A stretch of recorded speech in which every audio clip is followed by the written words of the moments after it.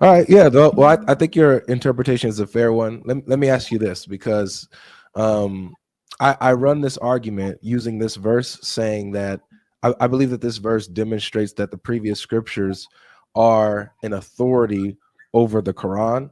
And let me even, if I'm being gracious, let's say concerning the stories that it's talking about, right? Let's concerning the things that it mentioned to Muhammad, that the Quran points to the previous scriptures as an authority in case he's doubting what the Quran says about them.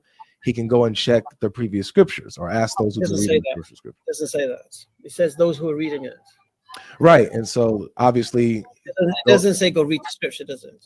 no, it says go ask those who are reading the scripture because Who were reading the scripture. they'll read Right. the scripture to him, right? They'll tell him what the scripture says. Well, no, they didn't say that either, does it? But continue. Well, I think that's the conclusion, the logical conclusion. Like, I go don't ask believe it is. those. Well, so See, what would be? I don't believe.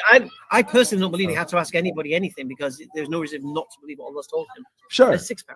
Yeah, sorry, what you saying? No, yeah. I can grant that. I'm just saying because Allah gives a condition, right? It's a hypothetical. You know, if this, then this, right? And so He says, Yeah, of course. If you're in doubt about these stories, ask Right. those who are reading, like we Right. said, the Muslims who used to be Jews and Christians. right. Okay. So the point of In no way, shape, or form is that. I'm saying when Allah gives this hypothetical, right? If you're in doubt, then go and ask those who've been reading the scripture before you, right?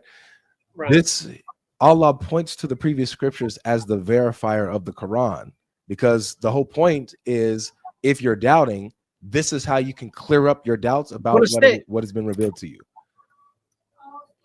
You know, if you're doubting, this is what you can do to clear up any doubts that you might have about what's been revealed to you by using the previous scripture. So if Muhammad goes and asks those who've been reading the scripture and he sees that, okay, what's been revealed to him lines up with what they have, then he'll know that the Quran is true and have no reason to doubt. Yeah, you could say that.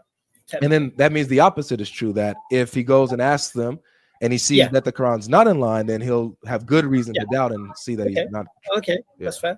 So my conclusion is that demonstrates that the previous scriptures, at least in this case, is the authority over the Quran regarding these previous. We keep saying, why is it not? No, I wouldn't use the term authority. Because it determines if the Quran is true or not regarding these stories.